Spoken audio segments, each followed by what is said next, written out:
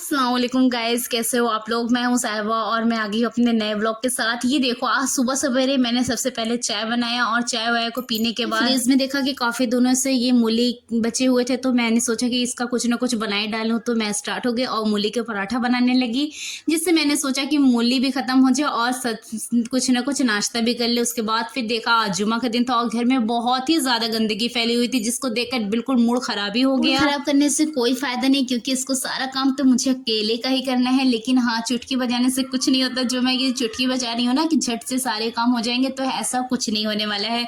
आपको भी मेरे साथ मेहनत करनी होगी। तो मैंने फटाफट सारे कमरे का चादर को चेंज कर दिया और सोफा सेट वेट वगैरह बिल्कुल ठीक कर दिया। और फिर मैंने हर तरीके से सारी डस्टिंग कर दी, हर जगह मैंने डस्टिंग कर दी। फिर मैंने ये देखा कि यहाँ पर सब चीज सही से रखा हुआ, तो मैंने वहां पर कुछ किया ही नहीं। और फिर सारे कपड़े को सही से लगा दिया। और फिर सबसे मेन काम आ जाता है पोछा, जो कि घर में लगाना बहुत ही जरूरी होता है। पोछा लगाने लगी, लेकिन मुझे रिकॉर्ड करने में बहुत ही ज़्यादा दिक्कत हो रही थी, क्योंकि मैं अकेली हूँ और मेरे रिकॉर्ड करने वाला कोई सपोर्टर अभी तक नहीं है। इंशाल्लाह मैं कामयाब हो जाऊंगी तो कोई ना कोई सपोर्टर मिल ही जाएगा। टाइल्स ऐसा हो जाता है जैसे कि ये कचेड़े का घर है, लेकिन फिर हम लोग उसको पोछा लगाने के बाद और खूब घिसने के बाद उसको ऐसा ही बना देते हैं जैसे कि ये हीरे का है। लेकिन नहीं, ऐसा कुछ नहीं होता। तो मैं फटाफट लगाने लगी और बस यही सोचती रह गई कि कब ये काम कम खत्म हो और मैं जाऊँ नहाओ धो। और फिर आज जुमा है तो आज बहुत सारी नमाज भी पढ़नी है और फिर मुझे कुरान की तिलावत भी करनी है। तो मैं फटाफट सारी किनारों के पोछा लगाने लगी, लेकिन बहुत ज्यादा थकावट लग गई थी, क्योंकि सुबह से सिर्फ काम ही काम। मैं अकेली काम नहीं करती, मेरी एक बहन है जो कि मेरे साथ पूरा का पूरा काम करवाती है। वो भी अपना काम करती है और मैं भी अपना ही काम करती हूँ। घर में तो ये सब काम रहते ही हैं, लेकिन हाँ, जिंदगी में मजा तो तभी है जब कुछ अपना काम करो और उससे आपको कुछ प्रॉफिट हो। मूली का पराठा बना तो चुकी थी, लेकिन अभी कुछ उसको टेस्ट नहीं किया था कि उसका कैसा टेस्ट है, क्योंकि मैं बना लेती हूँ लेकिन खाने में थोड़ा लेट हो जाती हूँ कि सारे काम करने के बाद आराम से खाऊंगी। लेकिन जब खाना ठंडा हो जाता है ना, तो खाने में मजा नहीं आता। लेकिन फिर भी मैं सब कुछ ऊपर से सीढ़ी पे पोछा लगाते लगाते पहुंच गई नीचे, यहाँ पर जहाँ हमारी मंजिल हो गई खत्म। फिर नीचे चली गई, वहां पर थोड़ा सा ये सब डस्टिंग कर दिया। नीचे हमारे गांव है ना, यहाँ पे बहुत ज्यादा धूल मिट्टी उड़ते रहते हैं, जिसमें किनारे किनारे सारी मिट्टियां बैठ जाती हैं। मैं आखिरकार कामयाब हो गई और ये देखो बिल्कुल चमचमा रहा है ना हीरे के जैसा। लेकिन ऐसा कोई बात नहीं है, बस मैंने कर दिया था। उसके बाद फिर इसको सब कुछ साफ सुथरा करके मैं चली गई थी और मैंने फ्रिज को भी साफ कर दिया, क्योंकि जुमा को मेरी अम्मी जरूर चेक करती है। लेकिन फ्रिज जुमा के दिन अगर साफ ना हो तो मेरे यहाँ तांडव ही मच जाता है। तो फिर इस एरिया को बाकी रह गया था। अब मैं मेहनत नहीं करूंगी, सिर्फ चुटकी बजाऊंगी और ये देखो बिल्कुल कामयाब हो गई।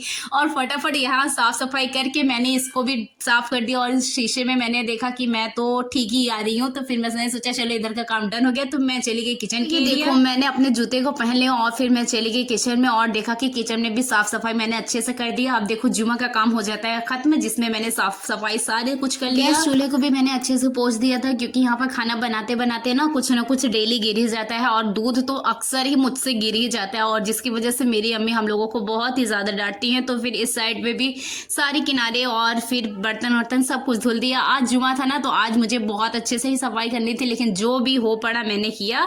फिर मैंने इसको यहाँ पे रख दिया, क्योंकि पानी गर्म रहता है तो मेरी अम्मी को वजू बनाने बहुत ही आराम होता है। तो फिर वहां पे रख दिया और वो फिर वजू करती हैं। फिर मैं चली आई और मैंने देखा कि नहाने के लिए मेरी बहन ये कपड़ा निकाली हुई थी, लेकिन उसने जींस निकाला हुआ। तो मैंने सोचा लेकिन आखिर क्यों उसने ऐसा किया। फिर ये जूता देखने के बाद मुझे समझ में आया ये पक्का कहीं बाहर जाने वाली है। तो बहुत पता लगाने के बाद पता चला कि ये जाने वाली है कहीं घूमने। तो मैंने कहा चलो ठीक है, वो चली गई। मैं आ गई हाथ में। ये है मेरे गांव का छोटा सा वो टुकड़ा, जहाँ पर हमें बहुत ही ज्यादा सुकून मिलता है। हम इस जगह चले आते हैं जहाँ पर धूप बहुत अच्छी लगती है, और फिर हमारे घर की सारी बाइकें यहाँ पर खड़ी हो जाया करती हैं, यानी मेरे चाचा की, मेरे पापा और भाई सब लोगों की बाइक यहाँ पर खड़ी होती है।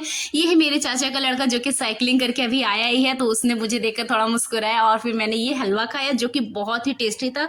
ये हलवा गोंद का होता है, जो कि खाने से बहुत ही ज्यादा ताकत आती है। तो फिर आ गया जुमा का वक्त, तो फिर मैंने जोहर की नमाज अदा की, क्योंकि हम औरतों में हम लोगों को जुमा की नमाज नहीं बल्कि जोहर की नमाज ही अदा करनी चाहिए। तो फिर मैंने जुमा की नमाज अदा की, उसके बाद तस्बीह की, और तस्बीह वगैरह पढ़ने के बाद मैंने बस यही दुआ मांगा कि अल्लाह ताला हम लोगों को खूब कामयाब करे और आप लोग को भी खूब सेहत दे और हमें खूब खूब नेकी करने की तौफीक और रफीक अता फरमाए।